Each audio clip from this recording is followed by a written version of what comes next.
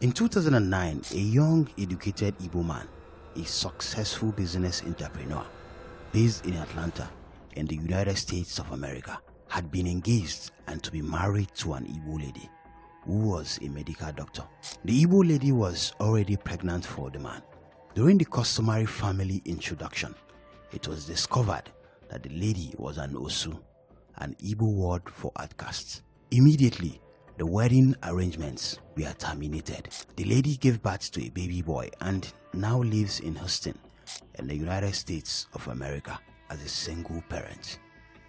The Igbo man has refused any form of contact with the lady and his child with all the education, Western culture, civilization, and exposure to Christian teachings.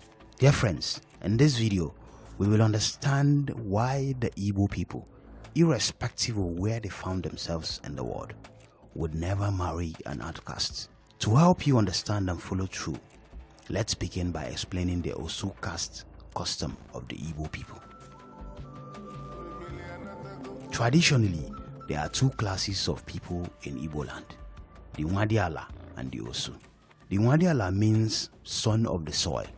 They are the masters, while the Osu are the people dedicated to the gods. So they are regarded as slaves, strangers, outcasts, and untouchables.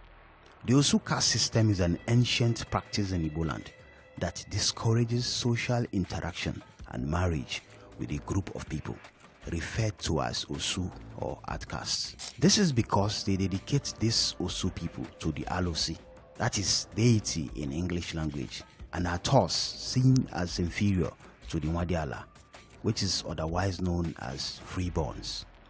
This system has been traced back to a time when people were offered to the deities to cleanse the land from an abomination. Another view on the historical perspective of the Osus puts them as defiant people who simply refuse to heed to the orders of the king or the decision of the community. Now, how do people become Osu? In Igbo land, there are three major ways one can become an Osu. 1. For protection. 2. Through a communal decision. And 3. Through parentage. I will go ahead to explain the three ways further so that you can understand me better. For protection, in those days when someone commits a grievous crime that warrants a death penalty or even a lesser crime that may require him to be banished from the village, the community sometimes may decide to extend some form of leniency to the culprit by giving him the option to remain in the village, but on the condition that he will pledge himself to the deity. This new social status means that he ceases from being a Nwafo, that is, son of the soil, until his death. The second one, which is communal decision. In most communities in Igbo land, whoever caused an Osu to bleed automatically becomes an Osu. If one jumps over the head of an Osu, there are sacrifices required of the person or he becomes an Osu. Whoever kills an Osu or causes the death of an Osu would automatically replace the Osu by becoming an Osu.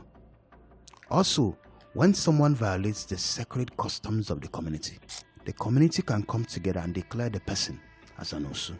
Now, by parentage, in Igbo land, it is very simple and straightforward. The child of an Osu is automatically an Osu. The Osus are treated as inferior human beings and kept in a state of permanent and irreversible disability. They are subjected to various forms of abuse and discrimination. The Osus are made to live separately from the freeborn. They reside very close to shrines and marketplaces. They are not allowed to dance, drink, hold hands, associate, or have sexual relationships with the Nwadiala. They are not even allowed to break kola nuts at meetings, pour libation, pray to God on behalf of a freeborn at any community gathering. It is believed that such prayers will bring calamity and misfortune to the people. The Osu caste discrimination is very pronounced in the area of marriage. An Osu cannot marry a freeborn. The belief is that any freeborn who marries an Osu defies the family. So freeborn families are always up in arms against any of their members who want to marry an Osu. They go to any length to scuttle the plan. Because of the Osu factor, Marriages in Igbo land are preceded by investigations. Elders on both sides travel to native villages to find out the social status of the other party. And if it is found that one of them is an Osu, the plan would be automatically abandoned. Many marriage plans have been aborted, while married couples have been forced to divorce because of the Osu factor. There is this lady who was engaged to a young man from Imo State. The couple have started making plans for their marriage. Out of excitement, they booked a hall, paid for the cake, and bought the wedding dresses, the rings, and even some of the food items needed for the wedding. But months later, the marriage had been cancelled because it was discovered that the lady was an Osu. There have been several instances like that where young men and women of Igbo extraction have suffered emotional trauma as a result of this cultural malaise.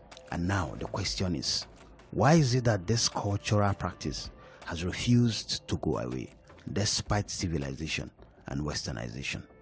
I would love to hear your thoughts in the comments. Please feel free to share and don't forget to like this video for the algorithm. Thank you so much.